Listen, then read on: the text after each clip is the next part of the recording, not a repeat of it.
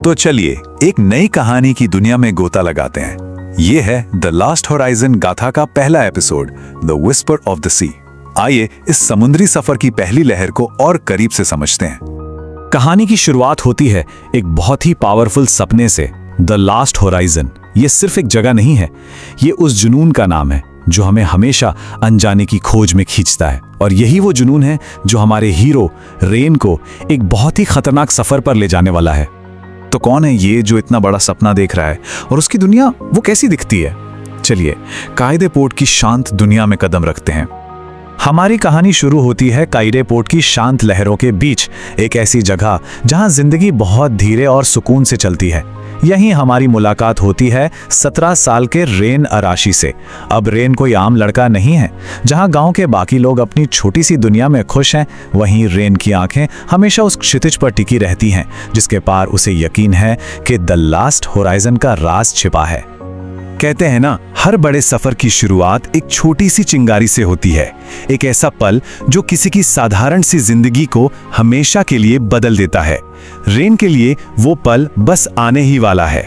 तो होता यूं है कि एक शाम जब ज्वार की लहरें किनारे तक आती हैं, तो वो अपने साथ रेन के लिए एक रहस्यमयी तोहफा ले आती हैं, एक पुरानी सी कांच की बोतल। और ये कोई मामूली बोतल नहीं थी।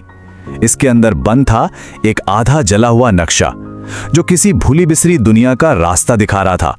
और उसके साथ ही गिरता है एक अजीब सा भारी सिक्का। बस यही वो पल था जब रेन के सपने को हकीकत की जमीन मिल गई।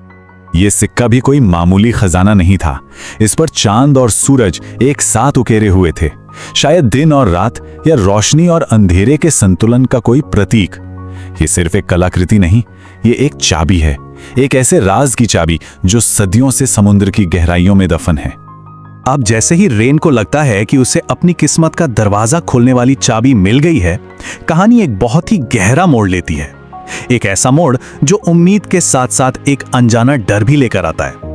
रेन अपनी ये रोमांचक खोज लेकर सीधा पहुंचता है अपने दादा जीरो कायन के पास। जीरो एक पुराने तजुर्बेकार नाविक हैं जिन्होंने अपनी पूरी जिंदगी समुद्र पर गुजारी है।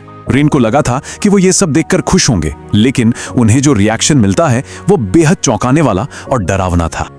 और यहीं हमें कहानी का पहला बड़ा टकराव देखने को मिलता है। एक तरफ है रेन की जवानी का जोश, जिसके लिए ये नक्शा और सिक्का उसके सपने की शुरुआत है, और दूसरी तरफ है जीरो का गहरा डर। उनके लिए ये चीजें एक बुरे अतीत की वापसी हैं, एक ऐसा अतीत जिससे वो 40 साल से भाग रहे हैं। ये पीढ़ियों का टकराव है, एक जो भविष्य देख रहा है और दूसरा जो अपने अतीत से डरा हुआ है।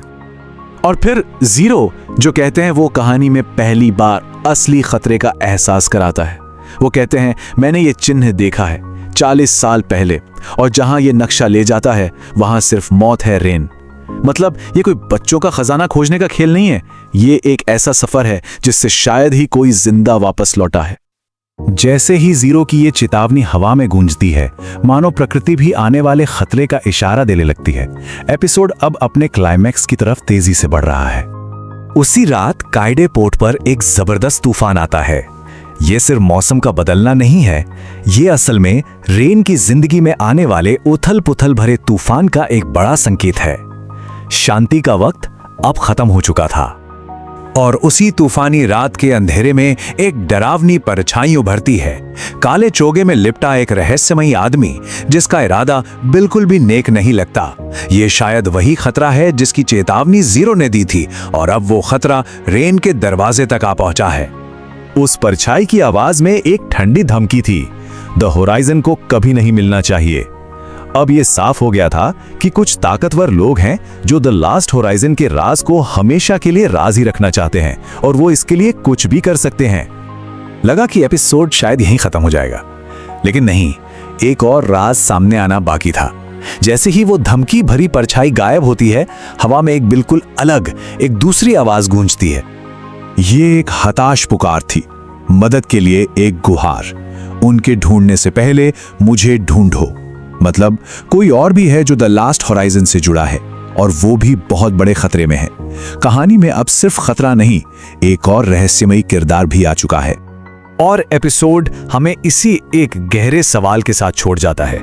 ये रहस्यमयी आवाज आखिर थी किसकी? क्या ये कोई इंसान था या खुद समुद्र की रूह थी जो रेन से बात कर रही थी? ये सवाल ही अगले एपिसोड की नींव रखता है। तो आगे क्या होने वाला है?